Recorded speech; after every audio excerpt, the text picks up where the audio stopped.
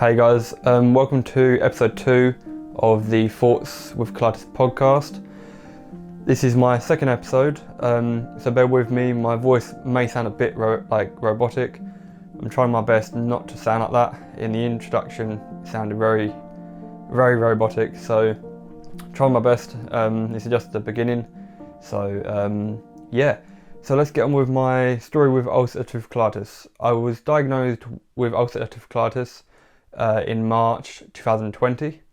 I was experiencing some pain and loss of blood in 2018 around December time, and I went to go get a check, but I didn't actually go and get it done because I started feeling better and I thought, oh, I'm invincible, I'll be okay. I stopped losing blood, so I just got on with my life. Then February, March time comes along and I start losing a lot of blood again, a lot of pain, constantly needing to go to the toilet. And then I was admitted to hospital for 2 weeks. I'd done a flexioscopy, which is basically a half colonoscopy. That doesn't actually go through the entire colon. And I was discharged a week before the lockdown started. So that was quite tough. I couldn't see my family or friends, couldn't have visitors because of the lockdown. It was still quite tough because I wasn't sure what was going on. Was trying different medication. I was probably taking at the beginning, about 20 to 30 tablets a day. So that was quite tough, having to take that many tablets compared to not taking any before I was diagnosed. My diagnostic actually came back about a month later, after I left the hospital and I was diagnosed with ulcerative colitis. My mindset changed massively since being diagnosed, because before I fell ill in February 2020, I was eating very unhealthy food such as McDonald's, KFC, Burger King, fish and chips. So that's what probably made my ulcerative colitis worse in the long run. But obviously I didn't know. My whole mindset was unhealthy. I was unhealthy. I was about 15.5 stone, so which is kind of a good thing when I was diagnosed, because I was ill all of last year and I've lost about 5.5 stone. So I kind of had a lot of weight to play with because I'm only 22 years old. I'm down to about 10.5 stone now, so a little underweight, but I'm maintaining it as best as possible.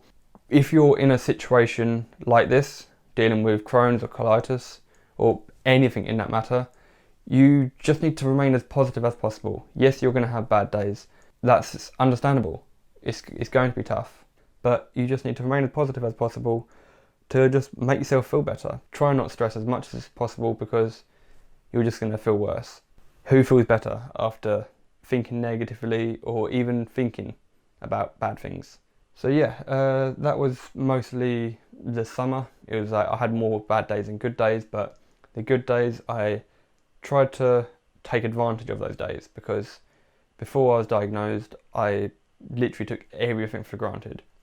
I took working for granted, I took going out for granted, being able to even go for a walk, go to the gym for granted. Obviously I wanted to, but I didn't have the discipline or the motivation to do so. But now my mindset has changed massively. I've lost 5.5 stone. Obviously I've lost it the wrong way. I'd rather lose it by exercising, etc., but you can't do anything about that. So I've lost the weight now. I'm trying to tone up a bit, put on a bit more weight, because obviously I don't want to be too skinny, but obviously it's not a bad thing. I just want to be healthy.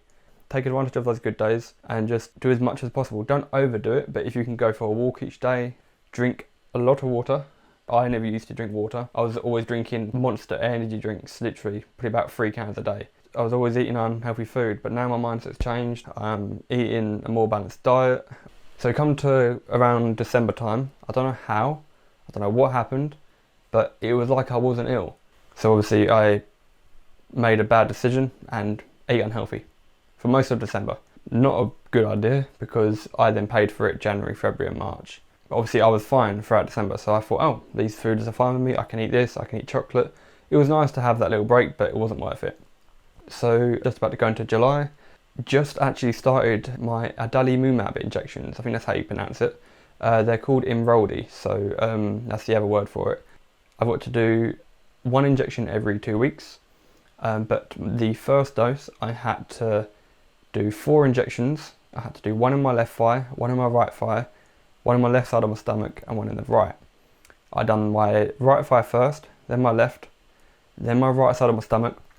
I didn't do too well with the stomach, so I done my right thigh again.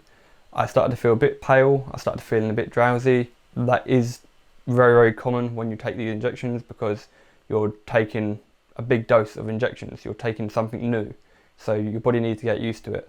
So this Monday I'm taking another 2 injections, and then after those 2 weeks I then take 1 injection every 2 weeks, and fingers crossed these help.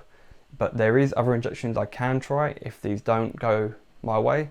I just hope they do, because I've been out of remission since March, so probably about 1.5 years now.